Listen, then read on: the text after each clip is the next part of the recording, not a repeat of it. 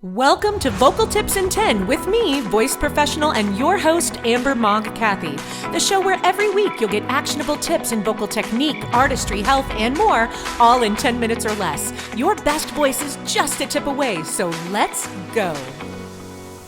Hello, everybody. I'm Amber Mogg Cathy. Welcome to Vocal Tips in 10. After multiple weeks of dealing with bronchitis and just a cough that felt like it was never going to go away. You know how that feels when you're in the midst of many days of feeling lousy and you have that moment where even though you're a rational human being, you're like, this is it. This is me now. I'm just this coughing, gross, sickly person. I'm feeling so much better, I'm happy to say. So I just wanted to share that. This should be a coughing-free episode, which is so exciting. And what I want to jump in today is not necessarily the topic that I was planning on talking about, but it has been such a recurring theme this past week with singers and artists that I work with. It's a recurring theme all the time, but I mean, it just keeps coming up over and over again. Singers questioning whether or not what they are doing, what they are singing is right. Quote unquote, whatever that means, right? And so I want to jump into that. And how I want to tackle that is I have two questions that I feel like are the most important, really the only two questions that singers need to be asking themselves when they wonder how something is going, if it is quote unquote the right thing to be doing. And those two questions are, one, does it feel good? And what I mean by that, does it feel good?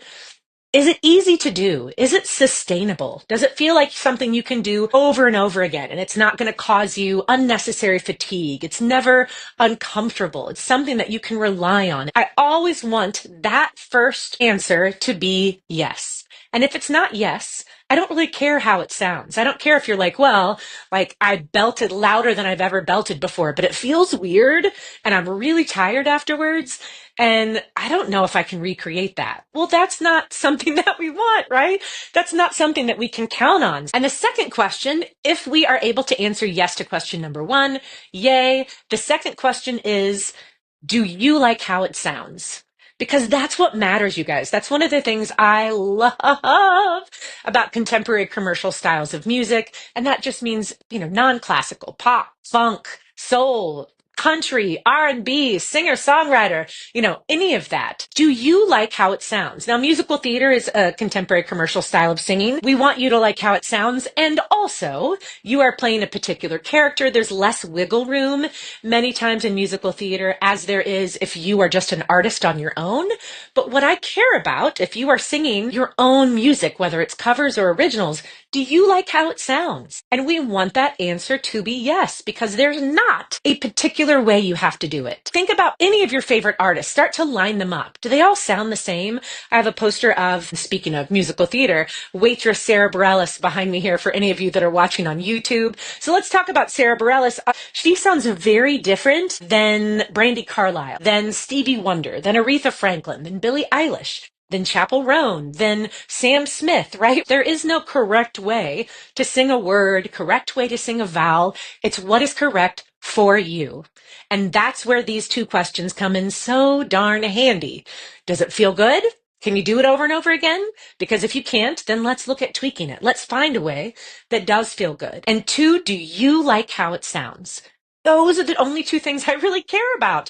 If you can answer yes to both of those, you're doing it right. You're doing what is right for you. Now, of course, if we're talking about musical theater, then does it feel good? Still absolutely matters. And then it's, do I like how it sounds? And is it fitting the role that I was hired to do? Does the person that hired me, are they happy with how it sounds? That's part of it too. Or if you got hired for a particular gig, you want to fulfill whatever they're looking for. Of course, that's part of it. But still, the two core questions, does it feel good? Do I like how it sounds? Can be the guiding factor for everything. One of the singers that was talking about, wanting to know if I could tell them if they were doing it right.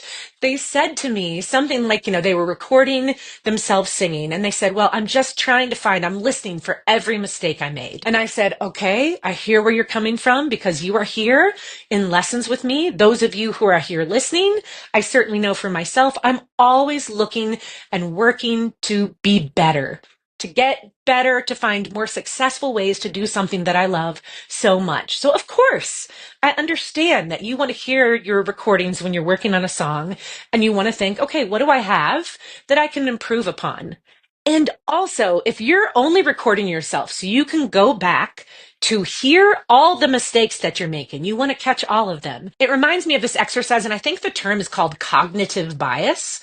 Tell me if I have that incorrect, because I'm saying that off the top of my head, but I'm pretty sure that's correct. It's an exercise that they will say to you, okay, look around the room and tell me everything you see that is red. Okay, now close your eyes and tell me everything you saw that's yellow. And even the biggest, genius, the biggest brain there is like, I don't know what you're talking about. I wasn't looking for yellow. That's the point, right? How that ties into this is if all you are looking for is mistakes, you're going to find them. And you're not going to find all those places that are great in the performance, the things you love about your voice. And guys, I promise you, this is not me just being positive Polly. Yes, I am a positive person. I strive to be, and I do genuinely believe and know from study of it that our mindset really affects how we work, and big time as singers. So the more that we can be looking for positive, trying to speak positive words into our mind, out into the world, the better experience we generally have as singers. But it's not just me trying to have a positive mindset. The things you are strong at, the things that are good, highlighting those, making those even stronger, I promise you that is just as important as highlighting every little thing that you think you're weaker at that you could do better.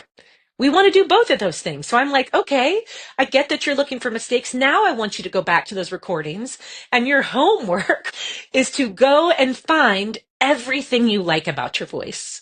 Well, of course, all of a sudden they had a totally different experience. Then they were like, oh, actually, this is really like, this note is really pretty. I wasn't able to do that, just a month ago. And I can't believe I'm able to hit that. And they were looking for all the mistakes because they needed validation of like, okay, let me find everything I did wrong so I can go take it to Amber and she can tell me how to do it right.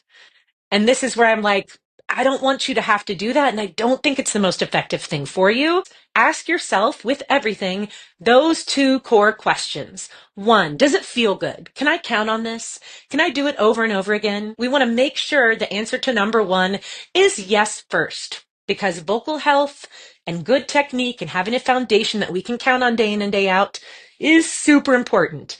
And then two, do I like how it sounds? And of course, you can modify that to be like, do I like how it sounds? And is it fulfilling the requirement of this particular role? Is it fulfilling the requirement of the job that I was hired for? I feel like these two questions are just so vital and core to everything. And the more you can ask yourself these, the less you have to look for other external validation. And you ask 5 different people and they may send you in 5 different directions. Now, of course, if your answer to number 1 or number 2 is consistently no, I don't like how it feels and I don't like the sound. Well, then that's the time to seek out a professional. Seek out somebody. Set up a time to work with a professional who can really listen to you and help give you ideas and tools and everything to get your voice where you want it to be. But ultimately, how it feels for you and how it sounds for you is what really matters. I hope this is helpful. I hope it's empowering, and I hope it makes you go for it all a little bit more. Any of us, we're all trying to get better, but hopefully you're doing this because you love it, because it's fun. And if we're just constantly thinking, is this right? Is this right? I don't know. Constantly second guessing ourselves, that kind of just sucks all the fun out of it. And I'm telling you, it affects your performance too. If you have been listening to this podcast, you find it helpful, I would so love a review. It really helps me. Share it with a friend. And I hope I will see you back at next week's episode. Happy singing!